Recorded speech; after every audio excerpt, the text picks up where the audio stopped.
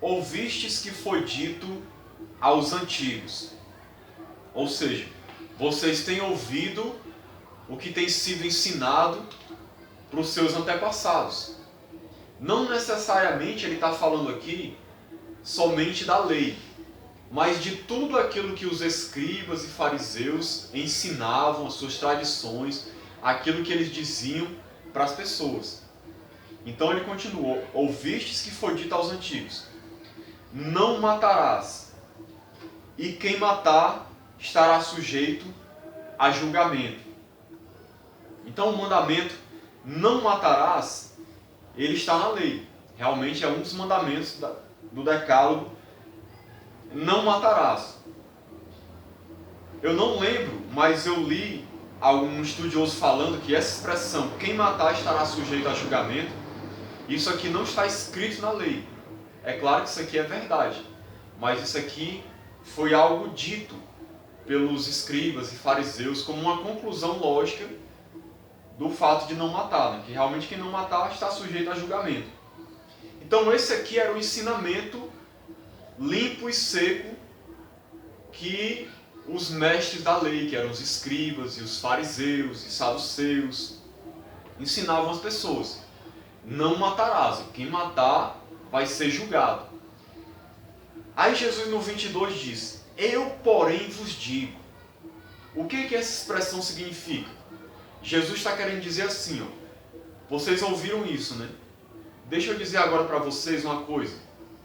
Eu vou dizer uma coisa mais além. Eu vou dizer uma coisa que vocês não ouviram ainda. Eu vou além desse mandamento. Eu vou aprofundar o que vocês ouviram. Eu vou dar aqui uma reformulada, um aprofundamento nesse ensinamento que vocês ouviram. Ele não está errado, mas vocês não entenderam ele bem. Vocês não entenderam ele completamente. E eu vou ensinar para vocês agora como é realmente que Deus quer que pratique isso. Interessante porque às vezes tem gente que pensa assim, né?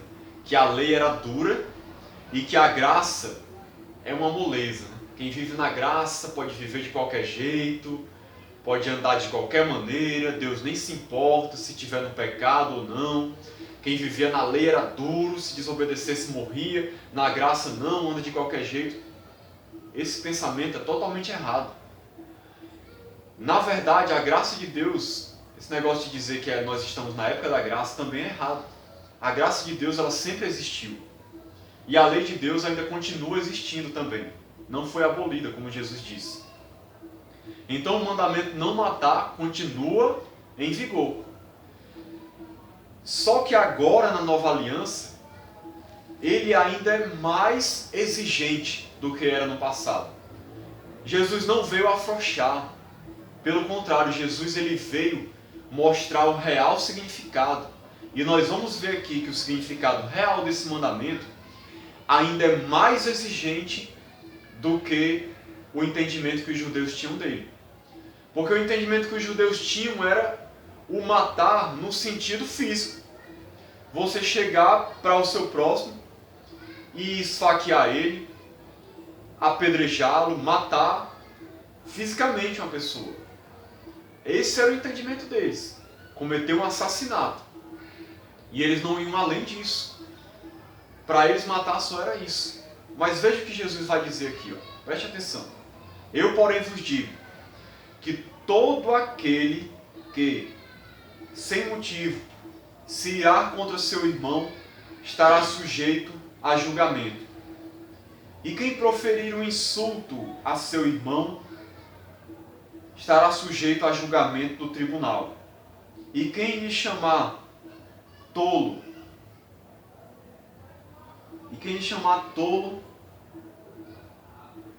estará sujeito ao inferno de fogo. Olha só que interessante que Jesus diz aqui. Ó. Ele diz: todo aquele que sem motivo se irar contra seu irmão estará sujeito a julgamento. O que Jesus está falando aqui? Jesus está indo além do matar físico, o matar do corpo.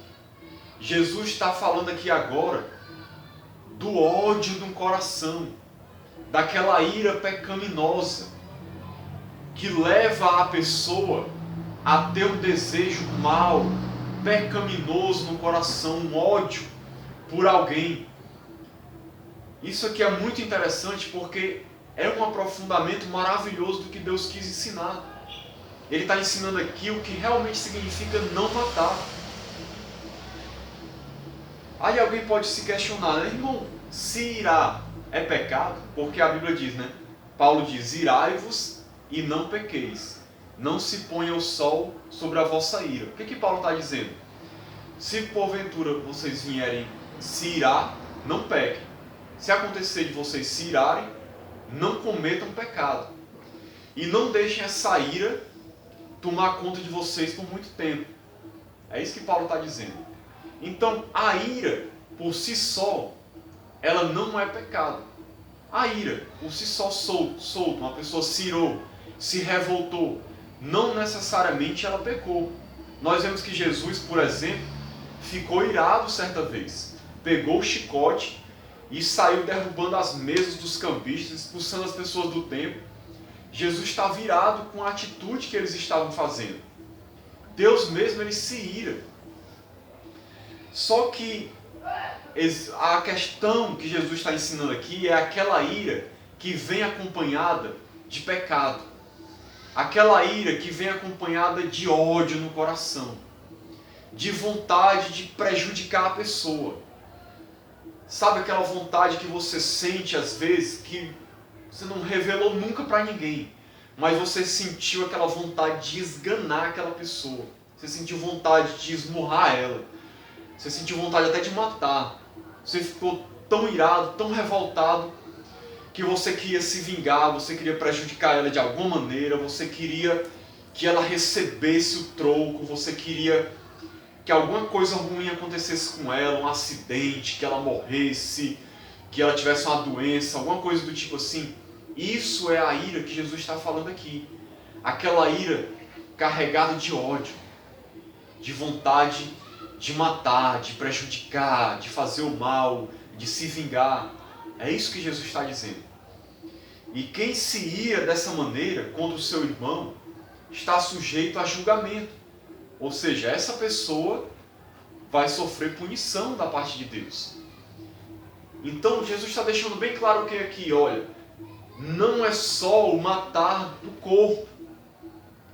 A ira, aquela ira odiosa, aquele ódio no coração, aquela vontade de fazer o mal, já é pecado.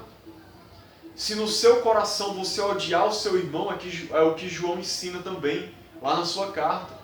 Se você odiar o seu irmão, você está cometendo assassinato. Só que é um assassinato que acontece no coração. Você não foi às vias de fato, não matou a pessoa, mas no seu coração, diante de Deus, é a mesma coisa. É a mesma coisa, irmãos. Ainda que a gente não tenha matado a pessoa, nós cometemos um assassinato. Porque no nosso coração, o nosso desejo foi fazer aquilo. Foi matar, foi prejudicar, foi fazer o mal, ou desejar que alguém matasse. Então é pecado da mesma maneira. É isso que Jesus está dizendo. E ele continua. Quem proferir um insulto a seu irmão estará sujeito a julgamento do tribunal. Essa palavra insulto é uma palavra em aramaico, é haka, em algumas traduções, que significa uma pessoa que é indigna, uma pessoa que é totalmente rejeitada, uma pessoa que você considerar a pessoa como um ninguém, alguém totalmente desprezado, alguém que não é digno de nada. É isso que ele está querendo dizer aqui. Proferir um insulto a seu irmão estará sujeito a julgamento. Ou seja, agora ele está falando não mais só do sentimento de raiva contra a pessoa, mas de você proferir palavras com o intuito de humilhar, palavras com o intuito de ofender. Sabe quando alguém fala com o intuito de agredir? Aquelas palavras que as pessoas falam com o intuito de ferir, de machucar, aquelas palavras carregadas de ódio, onde a intenção da pessoa é fazer mal, é machucar. é prejudicar o outro, fazer o outro se sentir humilhado, se sentir ninguém, se sentir caído. Essas palavras é que ele está falando aqui: insultar, agredir, ferir com palavras. Tem muita gente que é mestre nisso, irmãos. Se orgulha de dizer: nunca matei ninguém. Mas tem uma língua afiada, venenosa para ferir, para machucar, para pisar, para tratar mal os outros. Então Jesus está querendo dizer o que aqui? Você se tornou um assassino do mesmo jeito. Você matou com a sua boca. Você matou com as suas palavras.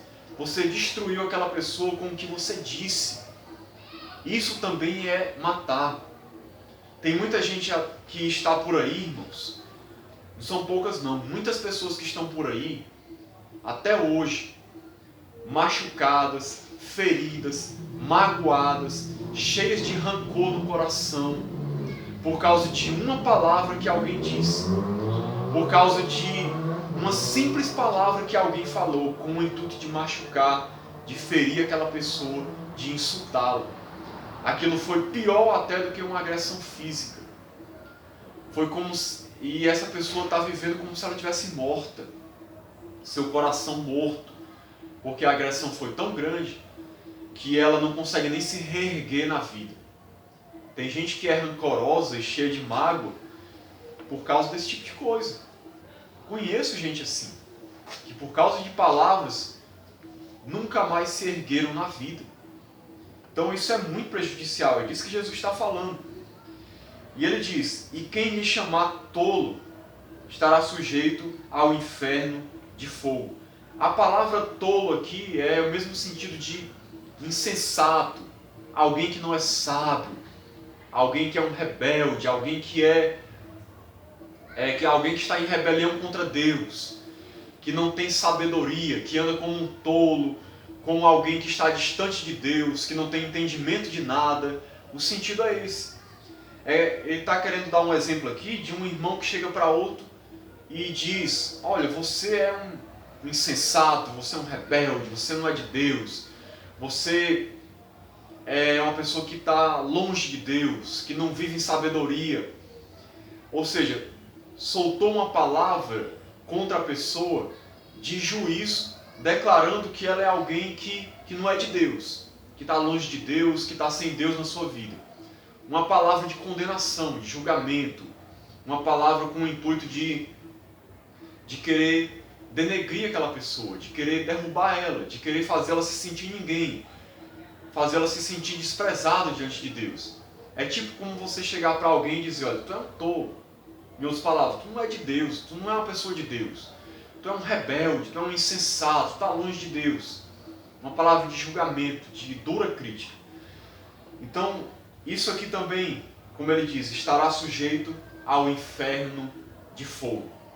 Ou seja, Jesus usa aqui uma palavra Geena, que era um vale que existia realmente lá em Israel, onde eram jogados lixo, eram jogados corpos de pessoas, e esse vale estava sempre pegando fogo, nunca se apagava.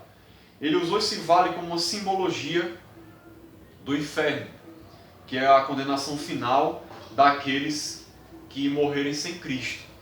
Então o que Jesus está querendo dizer com tudo isso aqui, resumindo?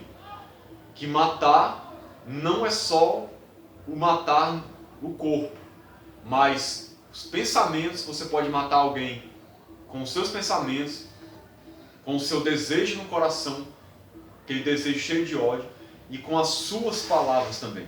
Então, irmãos, que a gente possa ter muito cuidado com o que a gente pensa a respeito dos outros e com o que a gente fala com as pessoas. Porque ainda que a gente nunca tenha matado ninguém, se a gente agir dessa maneira, nós vamos estar caindo no mesmo pecado diante de Deus.